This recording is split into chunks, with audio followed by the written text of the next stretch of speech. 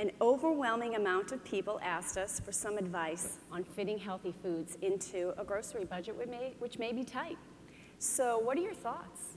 Well, if you're looking to stretch your food dollar, it's good news because you can do it without skimping on good taste or good nutrition.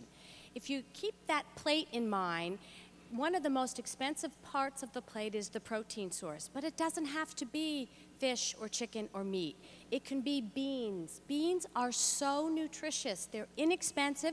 You can keep them in the pantry.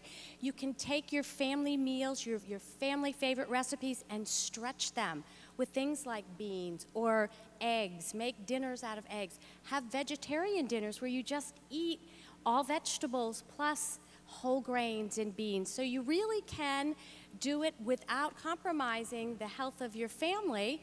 And when you think about the amount of protein you need, it's really small. So you can make that 1 pound of ground beef stretch and feed the whole family. I would add 2 other things to that. 1/3 of our families right now are going outside to eat. That's how many meals we're eating outside the home. If you stay at home and you cook, you're going to save a lot of money. Put that money into a jar and use it for fun activities like going skating with your kids if you live up in the north, or maybe roller skating in the south. You know, you can actually save that money and save the gas money that you're going out when you go outside and eat as well. And you're teaching your kids good habits because you need to model that behavior. Cooking at home is something they will learn, and then they can pass that on to their families. That's one of the main things we did in our household before we lived in the White House when I was still cooking, is we eliminated the number of times we went out, and that made a huge difference. Now, that meant that I had to be way more organized about cooking, but, you know, I would cook a big meal on Sunday, so we'd have Sunday. That would last until Monday. I'd get a break on Tuesday.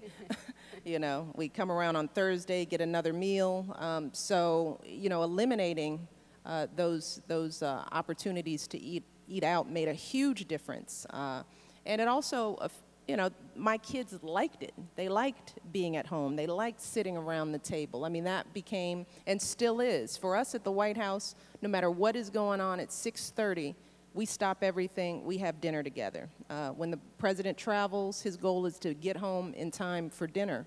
And that's really the time that we get to connect with our girls. I mean, we're running to and fro and dropping people off and kids in the back seat, and the only time you really get to find out those little hidden treasures of information that slip out, you know, good teaching moments, you know, what would normally be a lecture is a nice conversation around the dinner table, you know. So, and I find that my girls aren't as focused on gobbling their food down if they're engaged in a conversation. You know, they're really focused on tasting their food and taking their time and cutting their food, and then we use that time to talk about manners, how to hold a fork and sitting up and take your elbows off the table, little things like that, you know, nowadays kids, you know, they don't know these basic things because we don't have time to sit down with them. So the family meal is much more critical than we ever imagined, and we experience that every day at our home. And just as a pediatrician, there's been plenty of research to show that not only you get the benefits that Mrs. Obama is talking about,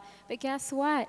Your kids are more grounded, they're less depressed, less likely to be overweight. There's just so many benefits that you get in addition to having those wonderful conversations with your children.